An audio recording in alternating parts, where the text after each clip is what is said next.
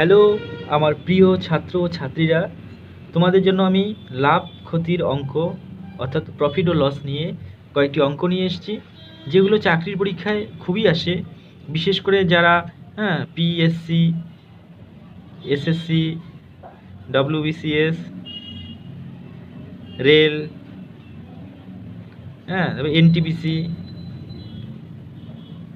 এছাড়া আরও যত রকম পরীক্ষার জন্য প্রিপারেশন নিচ্ছ তাদেরকে বলি, তাদের জন্য এই অঙ্কগুলো খুবই ইম্পর্টেন্ট। অত আমি তোমাদের খুব সহজভাবে বোঝাবো যাতে তোমরা অঙ্কগুলো মাত্র কয়েক সেকেন্ডে সলভ করতে পারো।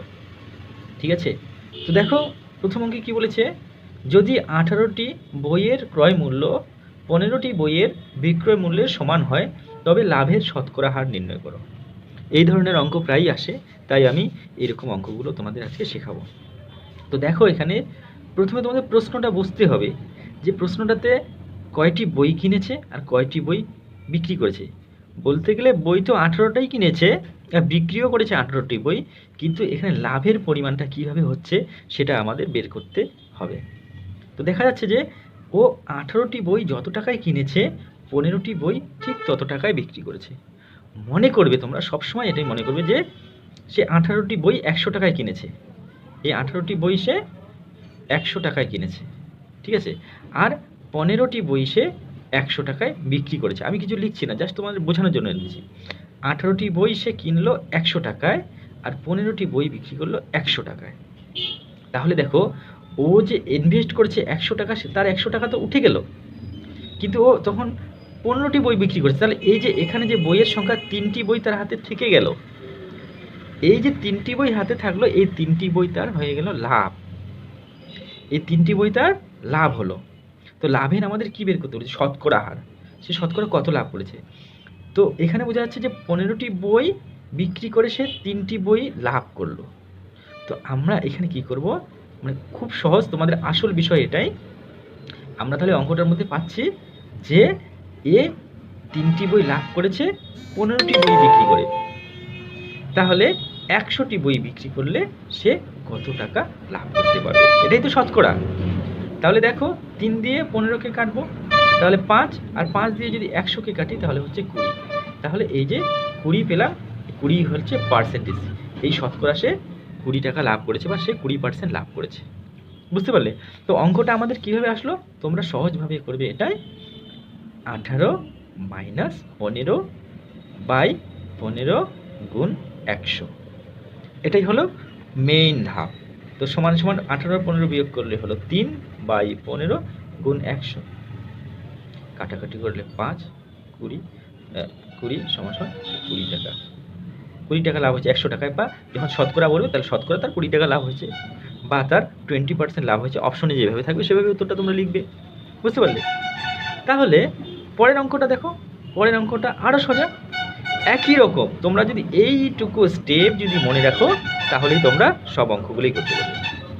এই অঙ্কে কি বলেছে দেখো, যদি টাকায় 12টি লেবু কিনে টাকায় 8টি লেবু বিক্রি করা হয় তবে লাভের শতকরা হার কত। তার মানে কি, ও 12টি লেবু কিনেছে যত টাকা 1 টাকা দিয়ে, আর 8টি লেবু বিক্রি করেছে 1 টাকা দিয়ে। মানে 1 টাকার লেবু কিনে 1 টাকার লেবু বিক্রি করে দিল, কিন্তু কেনার সময় 12টি কিনেছে, বিক্রি করার সময় 8টা কিনেছে, তাতে তার 1 টাকা এসে গেছে, মানে তার আসল এসে গেছে। তাহলে 8টা বিক্রি করার পর তার হাতে কয়টি লেবু থেকে? 4টি লেবু থেকে যাচ্ছে, মানে 12 মাইনাস 8 সমান সমান 4টা লেবু থাকতেছে।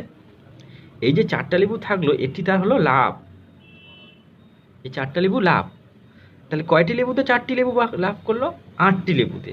তাহলে আমরা লিখতে পারি যে 4 বাই 8 গুণ 100। কারণ 100 কেন? আমাদের শতকরা বের করতে বলছে, আমাদের তো লাভের শতকরা হার বের করতে। যখনই শতকরা হার বের করতে বলবে তখনই আমরা গুণ 100টা লিখব।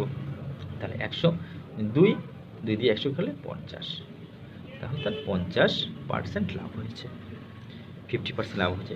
তাহলে এখানেও সেই রকমই নিয়ম। অঙ্কটা আমরা করব কি করে, বড় সংখ্যাটা আগে লিখবে, 12 বিয়োগ 8 বাই 8 গুণ 100, এটাই হলো মূল স্টেপ। তারপর বিয়োগ করলে কত আসছে? 4 বাই 8 গুণ 100, তারপর তো হয়ে গেল অঙ্কটা 50%।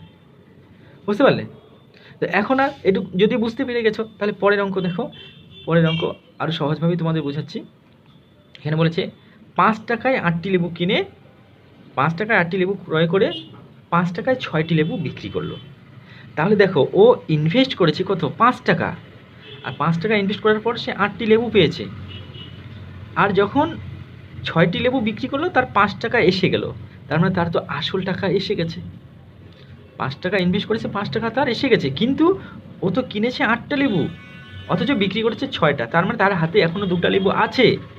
মানে এই 2টা লেবু 8 বিয়োগ 6 সমান সমান 2। এই যে 2টি লেবু আছে, 2টি লেবু তার কি?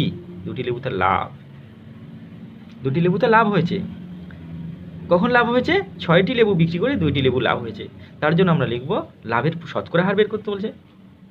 তাহলে 2/6 গুণ 100, 2 দিয়ে কাটলে 3, আর সমান সমান 100/3। আর 100কে 3 দিয়ে ভাগ করলে কী হয়? 33 সমস্ত 1/, এত পার্সেন্ট লাভ হয়েছে, এত পার্সেন্ট লাভ হয়েছে। পেরে গেলাম। এই তো সহজ অঙ্ক। তারপরের অঙ্ক দেখো, তারপরেরটাও সোজা আছে।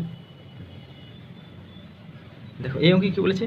টাকায় 3টি করে আম ক্রয় করে টাকায় 2টি করে বিক্রি করেছে। টাকায় মানে কি? 1 টাকায়। 1 টাকায় 3টি আম কিনেছে, 1 টাকায় 2টি আম বিক্রি করেছে। তার মানে 2টি বিক্রি করাতেই তার লাভ এসে গেছে। তাহলে 1টি আম তার লাভ থেকে যাচ্ছে। তাহলে আমরা কি করব? 3 বিয়োগ 2/2 গুণ 100, এটাই তো নিয়ম। তাহলে 1/2 গুণ 100, 2 দিয়ে 100 গেলে 50, 50% লাভ।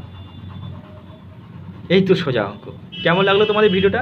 যদি ভিডিওটি ভালো লেগে থাকে অবশ্যই লাইক দেবে, কমেন্ট করে জানাবে, আর যারা চ্যানেলে নতুন তারা অবশ্যই চ্যানেলটিকে সাবস্ক্রাইব করবে। কেমন? আজকের জন্য এটুকুই। তোমরা সবাই ভালো থেকো।